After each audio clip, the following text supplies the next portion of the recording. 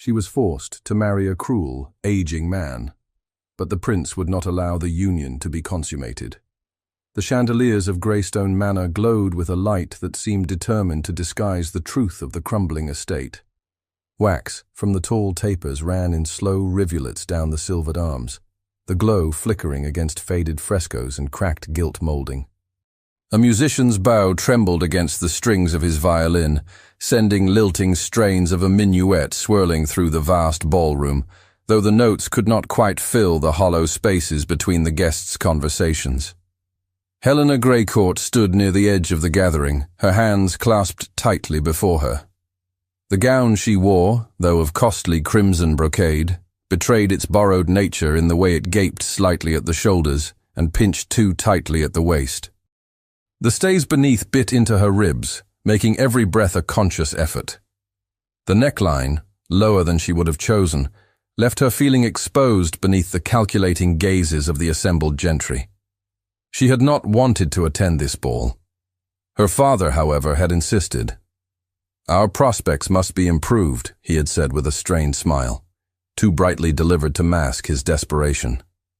Helena had obeyed, not understanding why this particular night carried such weight.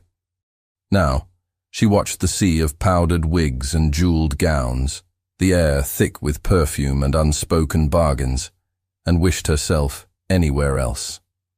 The manor had once been a place of beauty. As a child, Helena had loved to run barefoot along the marble floors, their surfaces gleaming beneath the vast arched windows. Now the curtains hung heavy with dust, and cracks spidered across the ceilings. The staff, reduced in number, worked with what little remained to maintain appearances. But nothing could truly hide the decay, not from the guests, and certainly not from Helena. She moved among them with practiced poise. The daughters of neighboring barons and earls glanced sidelong at her, their words laced with faint amusement or thinly veiled pity. The gentlemen fared no better. A few offered perfunctory bows, their interest swiftly diverted to those with more advantageous dowries. Helena had long since grown accustomed to the subtle rejection, to the knowledge that her family's dwindling fortunes had rendered her more liability than prize. Yet tonight, an undercurrent of something else ran beneath the usual disdain, a sense of expectation she could not quite name. Her father, Baron Greycourt, stood near the dais at the far end of the ballroom. He wore his best coat, though its cuffs were worn, and the velvet had faded to a muted brown. His gaze flickered nervously across the crowd, lips pressed into a thin line. Beside him loomed a tall figure Helena had noticed, but not yet approached. A man dressed in somber black velvet embroidered heavily with gold. A sapphire ring gleamed on one gloved hand as he leaned upon a gold-handled cane. His powdered wig framed a long, sallow face that seemed to have been carved from wax. Lord Oswald Farringdon. The name carried weight in the county, whispered with either reverence or distaste. He was a marquis of vast wealth and influence, a man who had survived 2 wives and countless scandals. Helena had met him only once, briefly, at a county gathering where he had regarded her with unsettling interest. Now, that same gaze settled upon her once more. A chill pricked the back of her neck. Helena turned away, forcing herself to appear composed. She could not understand why he was here, or why her father had summoned so many guests when they could ill afford such a display. The music faltered. The musicians, after a whispered word from the master of ceremonies, lowered their instruments. Conversation dwindled into uneasy silence. Helena, caught mid-step near a cluster of courtiers, stilled. Baron Greycourt moved forward, his voice unsteady as it rang through the room. "My lords, my ladies," he began, "it is with great honor and deepest gratitude that I share most joyous news this evening." Helena's breath caught. Her father had said nothing of an announcement. "Through the kindness and generosity of a most esteemed nobleman, my daughter, Helena Greycourt, shall soon be wed to his lordship, the Marquis of Farringdon." For a moment the words did not register. The room swayed around her, colors blurring at the edges of her vision. The murmurs began almost at once, soft gasps, Whispers exchanged behind gloved hands. Her father continued, voice gaining strength. The union will secure the future of Greystone Manor and ensure our family's standing for generations to come. Helena could scarcely breathe. Her gaze locked on Farringdon as he advanced with deliberate steps, the polished soles of his shoes clicking softly against the marble. He stopped before her, eyes pale and predatory. "My lady," he murmured, dipping his head in a semblance of courtly deference. "We are to be most fortunate in our alliance." She stared at him, unable to summon a reply. Her limbs felt as though they belonged to someone else. "You will offer your gratitude to Lord Farringdon," her father said, voice strained but firm. It was not a request. Helena's heart thundered in her chest. Her gaze flicked desperately to her father, who would not meet her eyes. Around them, the assembly watched, some with open curiosity, others with knowing smirks. A few sympathetic glances reached her, but none dared intervene. Helena's throat tightened. She wished to protest, to demand an explanation, but the words refused to come. And in that silence, with the weight of expectation pressing down upon her, there remained only one choice. With trembling legs, she moved forward. The world seemed to tilt, the faces around her blurring into a haze. Mechanically, she sank into a low curtsy before Farringdon, every muscle screaming in defiance. "My lord," she said, her voice barely audible, "I am honored." Farringdon's smile curved with satisfaction, though his eyes remained cold. He reached out, fingers brushing her bare hand in a fleeting touch that made her skin crawl. The guests applauded politely, the sound hollow in her ears. As the gathering resumed its forced gaiety, Helena remained frozen in place, her breath shallow. Her father approached at last, his expression brittle. "You must prepare," he said quietly, avoiding her gaze. "You are to depart for Northelm Court at dawn. The engagement must be formalized before the king." "At dawn?" The words escaped before she could stop them. "It is necessary," he replied. "There can be no delays, no interference." Helena's blood ran cold. The trap had been carefully laid, and now the jaws had closed. With the eyes of the court upon her, escape was impossible. The remainder of the evening passed in a haze. Courtiers approached with hollow congratulations. Helena answered with automatic curtsies and empty smiles. Farringdon lingered nearby, a shadow at her side, speaking little but watching her with unrelenting attention. At last, the ball came to its merciful close. Helena fled to her chamber, her mind racing. Within, she found her maid already gathering gowns and personal effects into battered trunks. The girl looked at her with wide, uncertain eyes. Helena crossed to the window, pushing open the pane. The cool night air stung her cheeks, but it could not clear the dread pressing against her ribs. Below, in the shadowed courtyard, a carriage waited, its black form gleaming faintly beneath the moonlight. 4 horses stamped and tossed their heads in the silence. The trunks were nearly packed. The hour of departure crept closer with each tick of the clock. Helena stood alone in the flickering candlelight, her gaze fixed upon the looming carriage. There was no escape now. Only the unknown awaited. The journey to Northelm Court dragged through 2 endless days of jolting discomfort and bone-deep fatigue. Helena sat in the corner of the carriage, her body swaying with each rut and turn of the road. The trunks that had been hastily packed at Greystone Manor now pressed against her feet, their battered leather corners digging into her ankles.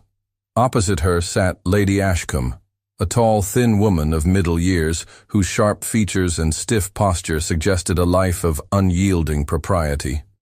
Lady Ashcombe was an old ally of Lord Farringdon and had assumed the role of Helena's chaperone without pretense. Throughout the journey, her words were few but laden with subtle warning.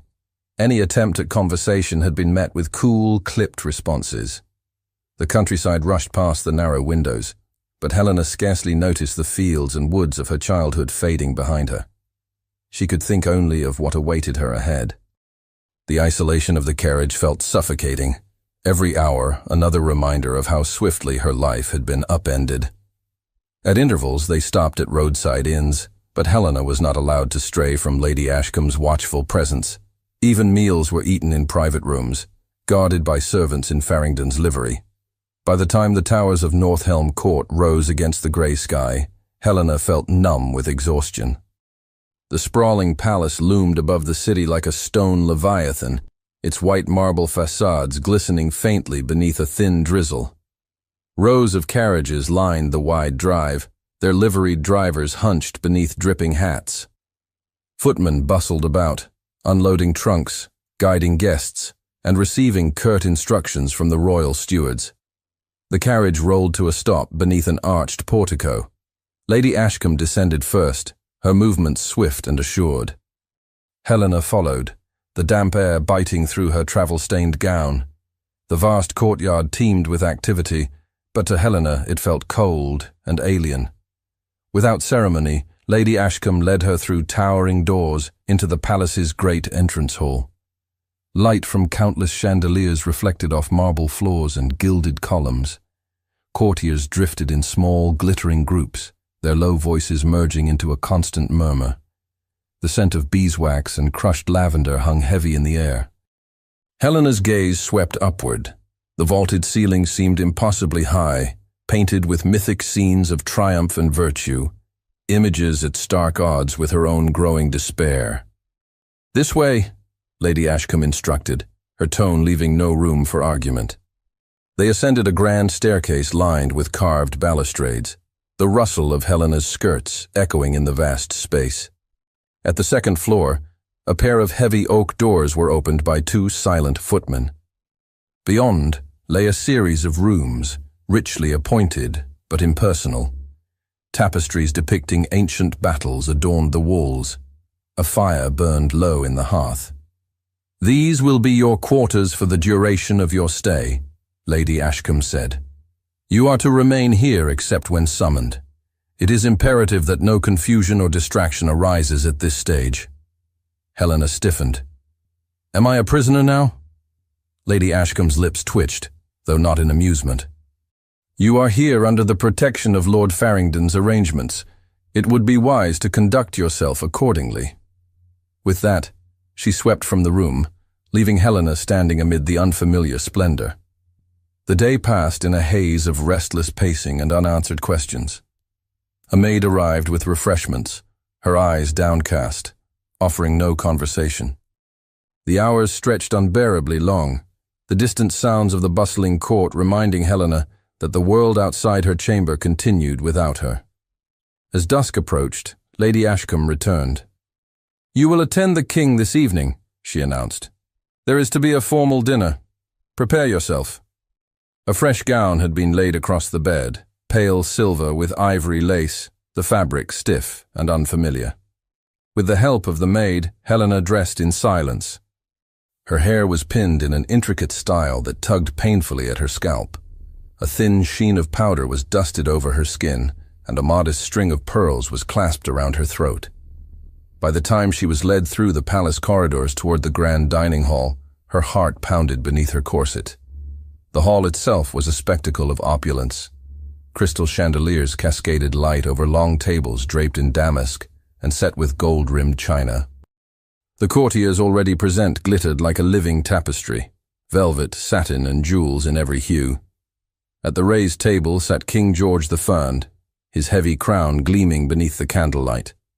Helena's entrance was announced with practiced indifference. She curtsied deeply before the king, her knees trembling. "Your Majesty." The king regarded her with cool detachment, then nodded. She was escorted to her seat farther down the table, well within view of the royal dais, but far from its power. Lady Ashcombe seated herself nearby, a silent sentinel. As the meal commenced, Helena could scarcely eat. The clatter of silverware, the hum of polite conversation, the occasional burst of forced laughter, all seemed to press upon her. Halfway through the first course, disaster struck. Reaching for her goblet, Helena's gloved hand brushed the stem too roughly. The goblet tipped, sending a cascade of wine across the tablecloth. In her flustered attempt to right it, her glove slipped from her hand, falling to the floor beside her chair. Before she could react, a gloved hand retrieved it. Helena looked up and met the gaze of Prince Arthur. He was taller than she had remembered, dressed in emerald velvet that caught the light with every movement. His dark hair was tied neatly at the nape of his neck, his features composed yet striking. For a moment, the noise of the room seemed to fade. Their eyes locked. Helena felt her breath catch. Without a word, he extended the glove. His fingers brushed hers, a brief, electric contact that sent a ripple of awareness through her. "Your glove, my lady," he said quietly. Helena swallowed. "Thank you, Your Highness." The moment was fleeting, yet it lingered as he returned to his seat. Helena's pulse fluttered beneath her skin. She could not understand why such a simple gesture should unsettle her so deeply. The remainder of the meal passed in a blur. Helena remained acutely aware of the prince's presence, though neither of them looked again in the other's direction. The subtle tension coiled within her, impossible to dismiss. When at last the dinner ended, Helena was escorted back to her quarters. Alone in her room, she paced restlessly, her thoughts tangled. The prince's brief touch haunted her more than she wished to admit. The next day brought no respite. The court prepared for a grand dance that evening, a gathering designed to foster alliances and display favor. Lady Ashcombe again supervised Helena's preparation, her manner brisk. "You will dance when called upon," she instructed, "and you will remain circumspect." Helena said nothing. The gown selected for her was a soft blue, the bodice cut to flatter but not reveal. Her hair was arranged with delicate braids woven through the curls. When she entered the ballroom, the sea of faces and finery threatened to overwhelm her. Music swelled from the gallery as couples took their places. Helena moved with practiced grace, though her heart was not in it. She had no desire to play the part assigned to her. When her name was called for the next set, she forced herself forward. Her partner was announced, Prince Arthur. The dance began with formal steps and measured turns. Helena met his gaze only briefly, but what she saw unsettled her. A flicker of understanding, of recognition beneath the surface. "You are far from home, Lady Helena," Arthur said softly as they passed one another. "So it would seem, Your Highness." The movements of the dance carried them apart, then together again. "It is not my place," he continued, voice low enough that only she could hear. "But I hope you know you are not as alone here as you may feel." Helena's composure wavered for an instant. The prince's words were carefully chosen, yet their meaning was unmistakable. "I thank you for your kindness," she replied, her voice steady despite the knot tightening in her throat. The set concluded, and they parted with formal bows. Yet the echo of the prince's words remained with her long after. That night, unable to sleep, Helena wandered the dim corridors near her chambers. The palace was quieter now, the grand spaces abandoned to shadows. Turning a corner near a servant's passage, she paused as voices reached her ears. "Must move quickly," a low voice said. "The prince's interest is growing. We cannot risk delay." Helena recognized the speaker at once, Farringdon. Another voice responded, sharp with urgency. "Then it will be done within days. A private ceremony. No further obstacles." Helena's breath caught. The words chilled her to the bone. Her time was running out. The days that followed blurred into a tense rhythm of hollow courtesies and watchful silences. Each morning, Helena awoke with a weight pressing against her chest, the memory of that overheard conversation haunting every moment. Farringdon meant to force her into marriage, soon. The certainty of it seeped into her bones. Lady Ashcombe's presence grew more constant, her manner tighter, as though she too sensed Helena's increasing unrest. But Helena masked her dread behind practiced composure. She could not afford weakness, not here. What she had not expected, what unsettled her most, was the subtle change in Prince Arthur's manner. At first, Helena thought she imagined it. A glance held longer than decorum required. A fleeting smile meant only for her amid the sea of impassive faces. He would appear in the periphery of gatherings where she had not expected him, always at a polite distance. But his gaze remained steady when it met hers, as if to remind her, "I see you." On the third morning, Helena was escorted to a modest breakfast in one of the lesser halls. The room overlooked the south gardens, a space usually reserved for strolling when the weather permitted. As she sat alone at the table, listlessly stirring her tea, a footman approached with a quiet message. "His Highness Prince Arthur requests the pleasure of a brief conversation in the palace gardens, should it please you, my lady." Helena's heart jolted. Lady Ashcombe's hawk-like gaze sharpened. "She is unwell this morning." "I feel well enough to walk," Helena said evenly, lifting her chin, a calculated risk. "Fresh air may do me good." Lady Ashcombe's mouth thinned, but she could not openly defy the prince's request. Moments later, Helena found herself moving through the palace's lower corridors, her slippered steps muffled against the stone. The sun had broken through the morning clouds, casting a pale light over the gardens. Dew clung to the leaves and petals, sparkling like scattered gems. Arthur awaited her beneath an arched trellis, heavy with early blooming roses. His attire was unostentatious, a dark green coat over a cream waistcoat, his hair bound neatly. He inclined his head as she approached. "My lady." His voice was quiet, intimate beneath the distant hum of court life. "Your Highness." Helena kept her voice calm, though her pulse raced. "Would you permit me to accompany you?" He extended an arm, a gesture of courtly propriety, yet Helena sensed the deeper intent beneath it. "I would be honored," she replied, her fingers brushing the fine cloth of his sleeve as she took it. They began to walk in measured steps along the gravel path, their movements synchronized with the ease of shared understanding. For several moments, neither spoke. The air between them shimmered with unspoken words. "I am aware," Arthur said at last, his tone deliberately casual, "that certain arrangements are being hastened concerning your future." Helena's breath caught. She cast him a glance, searching his face. "You know." His gaze remained forward, but his fingers flexed slightly beneath her touch. "I know more than I wish, and I regret the position in which you have been placed." "Regret will not stop it," she whispered, the words escaping before she could rein them in. "No," Arthur agreed. "But awareness may yet offer a means to resist." Helena swallowed hard, struggling to maintain her composure. "I fear there is no resistance left to me." "There is always resistance," Arthur said softly.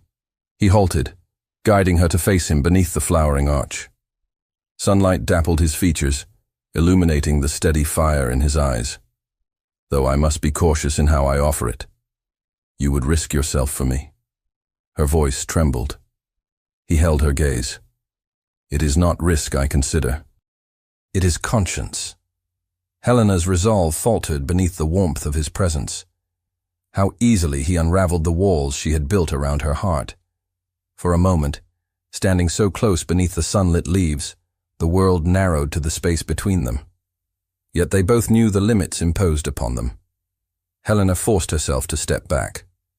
"I must return," she said softly. "Lady Ashcombe will already suspect." Arthur inclined his head, though his gaze lingered. "Should you require aid, Lady Helena, I ask only that you trust me enough to seek it." Her throat tightened. "I do." The words hung between them, fragile as spun glass. From that moment, the pattern of her days shifted. Arthur continued to arrange brief, seemingly accidental encounters.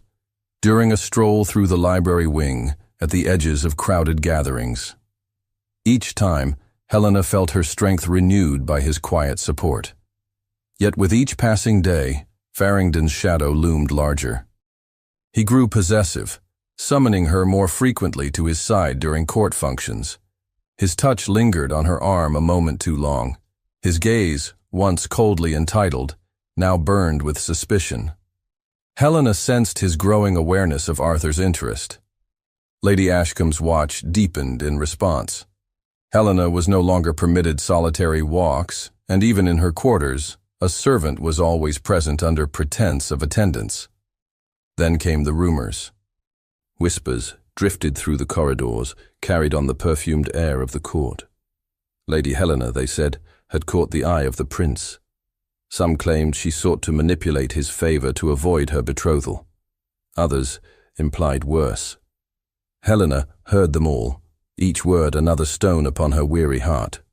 At a formal reception that evening, Helena stood near the edge of the great hall, her presence required but barely tolerated by the court's glittering elite. Farringdon approached with a smile that did not reach his eyes. "You court danger, my dear," he murmured, his voice a silken threat. "His Highness may find his duties elsewhere soon enough. You would be wise to remember your place." Helena met his gaze with as much steel as she could muster. "I remember it well, my lord." "See that you do." His fingers grazed her wrist, cold as iron. She pulled away with quiet defiance. Meanwhile, Arthur found himself under similar pressure. The king's advisers, ever watchful of the delicate political balances at court, issued subtle warnings. "Northelm cannot afford disruption, Highness," one reminded him during a private council. "The Marquess is a valued ally. Public interference would be most unfortunate." Arthur offered no reply, but his jaw tightened. The weight of duty pressed heavily upon him, yet his heart would not release its claim. That night, he sought counsel with one of his most trusted courtiers, Lord Pembroke, a man whose loyalty to Arthur was unquestioned. "There is no more time," Arthur confided. "If Farringdon proceeds as planned, the choice will be removed from her entirely. You must tread carefully," Pembroke warned, "but if you are to act, it must be now." It was Pembroke who brought him the final piece of news, confirmation that chilled Arthur's blood. "Farringdon has obtained special dispensation," Pembroke said. "The marriage is to be conducted in private, away from the king's eye. Tomorrow, in the secluded chapel on the east grounds." Arthur rose to his feet, his decision made. There would be no more hesitation. He strode from the chamber, each step swift and resolute, the corridors of Northelm Court unfolding before him like a gauntlet yet to be run. The pale light of dawn had barely broken through the heavy clouds hanging over Northelm Court when Helena's chamber door opened with a swift, controlled motion. Lady Ashcombe entered, her thin lips pressed together in grim satisfaction. "It is time," she announced curtly. "You are to be dressed and prepared at once." Helena, already awake after a sleepless night, rose from her seat by the window. The silk gown laid across her bed gleamed in the dim light, a deep crimson creation, striking and ominous. It seemed a costume meant for an occasion she could not bear to face. Two maids entered and began their work without delay, hands moving deftly through her hair and along the fastenings of the gown.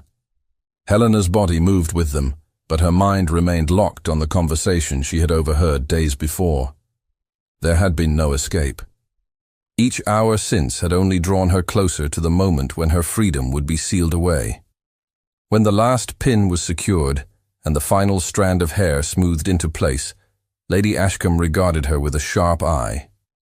"You will behave with dignity," she said, voice low, "and you will not disgrace your family." Helena made no reply. Her pulse hammered beneath her skin, her breath shallow beneath the tight corset. She could not allow herself to surrender to fear. Not now. As Lady Ashcombe turned toward the door, it opened again, this time with a sudden, deliberate force that startled both women. Prince Arthur stood in the doorway. His eyes, dark with determination, swept over the scene before fixing on Helena. "Lady Ashcombe," he said with cool formality, "I must speak with Lady Helena. Alone." Lady Ashcombe's composure faltered for the briefest instant. "Your Highness, this is highly improper." "The lady is required at the chapel." "She will not go there until I have spoken with her," Arthur said, his voice edged with a quiet authority that brooked no argument. For a moment, silence reigned. Then, with a stiff bow and a glance laden with warning, Lady Ashcombe swept from the room, closing the door behind her. Arthur crossed the chamber in 3 strides, his gaze never leaving Helena's. "You must not do this," he said, voice low but charged with emotion. "I will not permit it." Helena's breath caught. "I have no choice. The ceremony will not happen," Arthur interrupted. "Not as they intend, not without your true consent." She stared at him, struggling to anchor herself amid the rush of conflicting emotions. His presence filled the room, solid and unwavering. Yet beneath his calm, she sensed the same urgency that gripped her own heart. "You cannot stop them," she whispered. "I can," he said, softer now, yet no less certain. "If you will trust me." Helena's throat tightened. Every instinct cried caution, yet within her chest a fragile hope flickered to life. "I am afraid," she admitted. His expression softened. "So am I. But fear cannot be allowed to decide your fate." Arthur reached for her hand, his touch warm against her chilled skin. "You have more allies than you know. If you will stand with me, we will face this together, before the entire court." Helena searched his eyes, seeking some proof of certainty. What she found there undid her remaining doubts. Strength, yes, but also something more. A fierce protectiveness that held no expectation, no demand. Only the offer of hope. "I will stand with you," she said, her voice steady. Arthur's shoulders eased, though the tension beneath them remained. "Then we must go." He led her from the chamber, Helena's fingers still entwined with his. The corridors of Northelm Court seemed to pulse with anticipation.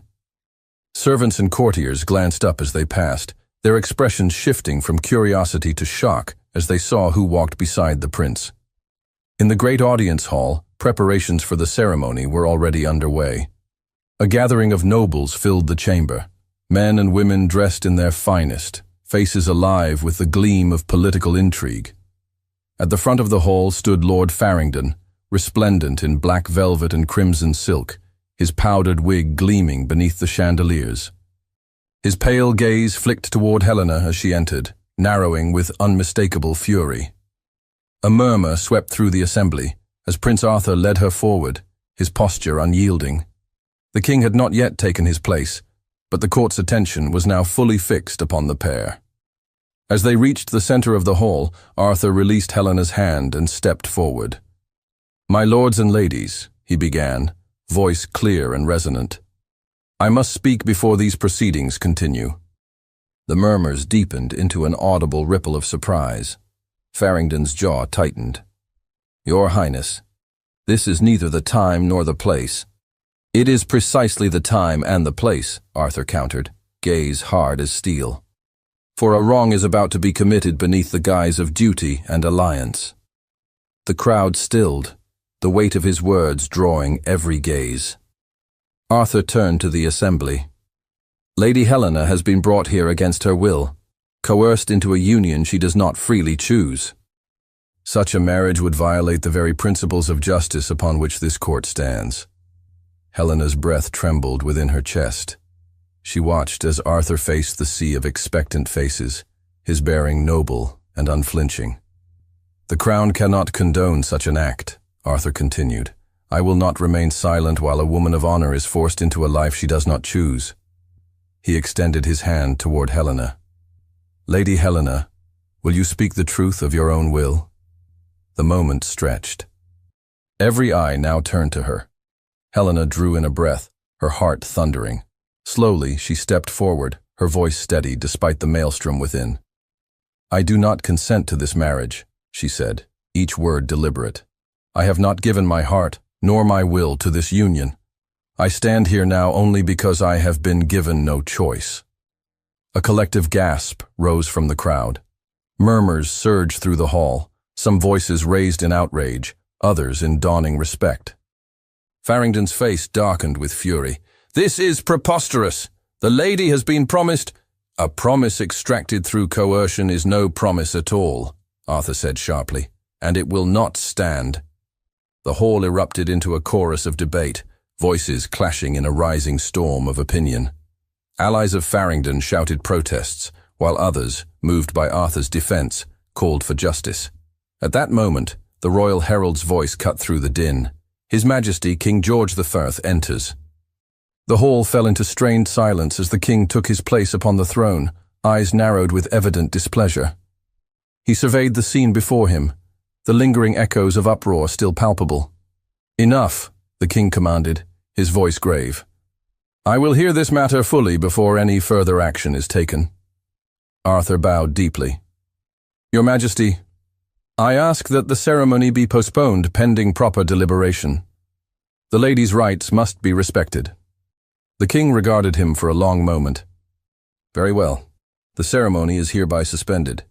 This matter will be addressed in private audience tomorrow morning." Another wave of murmurs swept through the hall. Farrington's expression twisted with barely restrained rage. Helena, standing beside Arthur, felt the trembling within her ease, replaced by a growing sense of gratitude, and something more. In the space of those few moments, he had become her champion before all. As the assembly began to disperse under the king's orders, the royal herald stepped forward once more. "By decree of His Majesty," he announced, voice ringing clear, "Prince Arthur and Lady Helena are summoned to appear before the king in private audience tomorrow morning to determine their fate." The morning light filtering through the high windows of Northelm Court was pallid, edged with silver mist. Helena stood in her chamber before a long mirror, her breath slow and measured as her maid fastened the last delicate pearl at the nape of her neck. Her gown, a simple yet elegant creation of soft blue silk, had been chosen with care. It bore no ostentatious embroidery, no weighty jewels, but shimmered subtly with each movement, a quiet assertion of her own will. Lady Ashcombe had not come that morning. Helena suspected Farrington had summoned her elsewhere, though whether to strategize or to fume, she could not guess. The absence felt like a small mercy. A soft knock sounded at the door. When the maid opened it, Arthur stood there in formal court attire, emerald velvet coat, ivory waistcoat, and the Order of the Garter across his chest. Yet beneath the polish of rank, there was no artifice in his expression, only unwavering resolve. "Lady Helena," he said gently, "are you ready?" She met his gaze and nodded. "I am." They walked together through the quiet corridors, their footfalls muted against ancient stone. Few words passed between them, none were needed. The time for persuasion had ended. What remained was truth alone. At the appointed hour, the royal herald announced them to the king's private audience chamber. The space, though smaller than the grand audience hall, possessed its own austere majesty. High-paneled walls enclosed them, and towering windows cast long shafts of light upon the marble floor. The king sat at the head of the room beneath a carved canopy, his expression impassive. Two royal advisers stood nearby, eyes sharp beneath powdered wigs. The weight of their scrutiny was palpable.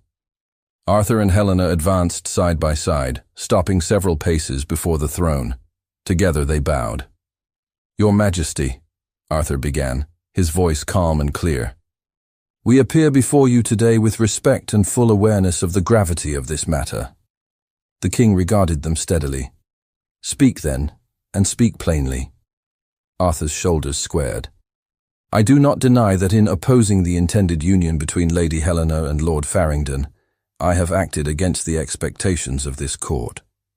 Nor do I deny that my actions risk displeasing allies upon whom this crown has long relied." One of the advisers shifted slightly but said nothing.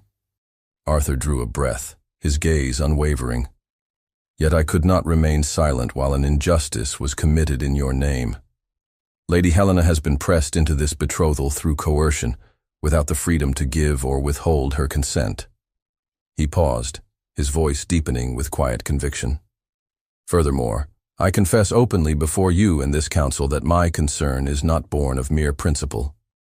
I have come to hold Lady Helena in the highest regard, not only for her courage, but for the grace and dignity with which she has borne these trials." His next words fell into the still air like a solemn vow. "I care for her deeply, and I am prepared to face whatever consequences may follow for standing in her defense." Helena's heart swelled painfully. No rehearsal could have prepared her for the steady truth of those words. He had spoken them not as a prince, but as a man. The king's gaze shifted to her. "Lady Helena, is this your will as well?" Helena met his eyes without hesitation. Her voice was calm, her spine straight. "It is, Your Majesty. I cannot and will not consent to a marriage with Lord Farringdon. My words today are my own, freely given." The king leaned back, hands steepled before him. For a long moment, silence reigned in the chamber. "I am not blind to the weight of these matters," the king said at last. "Nor am I deaf to the murmurs within my court." He turned to confer in low tones with his advisers. The exchange was brief, but intense, their expressions shifting from caution to reluctant agreement. Finally, the king addressed them once more. "Lord Farringdon's influence has waned among those whose counsel I most value. The manner in which this betrothal was arranged brings no honor to this court. I will not see it sanctioned." Relief swept through Helena so swiftly she nearly faltered. "The betrothal," the king continued, voice resolute, "is annulled on the grounds of coercion." Arthur inclined his head deeply. "We are most grateful, Your Majesty." The king's gaze held a flicker of dry amusement. "As for you, nephew, your candor serves you well this day. You may, with my tacit approval, court Lady Helena openly, but I trust you will proceed with propriety." Arthur bowed again. "You have my word." Helena dipped into a deep curtsy. "And mine, Your Majesty." The king dismissed them with a wave of his hand. As they turned to depart, Helena's knees threatened to weaken beneath her, but Arthur's steady presence at her side lent her strength. The news spread swiftly through the court. At first, scandal dominated every whispered conversation. How the prince had defied convention. How Lady Helena had dared refuse a marquis. But with each passing day, as courtiers observed the quiet sincerity between them, no grand displays, no triumphal airs, admiration began to seep into the discourse. One afternoon, as they walked through the gardens once more, Arthur glanced down at Helena with a faint smile. "It seems we have become a tale for the ballads." She returned the smile, her heart light. "Then let them sing what they will." Weeks passed in a tender unfolding of courtship. Arthur's visits were frequent, but never ostentatious. He sought Helena's company in quiet moments, during walks beneath shaded arbors, at small gatherings where the eyes of the court could do little harm. Each meeting deepened the bond between them, forged now not only by circumstance but by choice. When at last Arthur approached the king with a formal request for her hand, no opposition remained strong enough to deny it. On the morning of their wedding, the royal chapel stood bathed in soft light. No grand procession heralded the occasion. The ceremony was to be simple, a reflection of their own wishes. Helena dressed without the burden of expectation. Her gown, chosen entirely by her, was of soft ivory silk with delicate embroidery along the hem. No heavy jewels weighed her down. A single strand of pearls graced her throat. Her hair, loosely gathered, allowed a few soft curls to frame her face. As the chapel filled with select guests, those few whose loyalty and affection had weathered the storm, Helena stood at the threshold, her heart both calm and wild. Arthur awaited her at the altar, his emerald coat gleaming beneath the light streaming through the stained glass windows. His gaze met hers as she began her walk down the aisle, each step a quiet triumph. When she reached his side, he took her hands in his. No words were needed between them. The ceremony unfolded with gentle solemnity, each vow spoken with clear, unwavering devotion. As the final benediction was given, the chapel doors swung open. Together, Arthur and Helena emerged into the bright afternoon sunlight, the warmth of the day embracing them as they stepped forward, hand in hand, toward the life they had claimed through courage, dignity, and love. Thank you so much for listening to this story all the way to the end. We hope it moved you as much as it moved us while telling it. We'd love to hear your thoughts. What did you think of the story? Leave us a comment telling us where you're listening from and what you liked the most. On a scale of 0 to 10, how would you rate this story? If you enjoyed this story, don't forget to subscribe to the channel and give it a like to show your support. That really motivates us to keep creating and sharing more stories full of emotions and life lessons. And before we say goodbye, we'd like to remind you that on the end screen, you'll see a recommendation for another exciting and charming story. If you'd like to enjoy it, just click on the video. Thank you once again for being here, and we'll see you in the next story.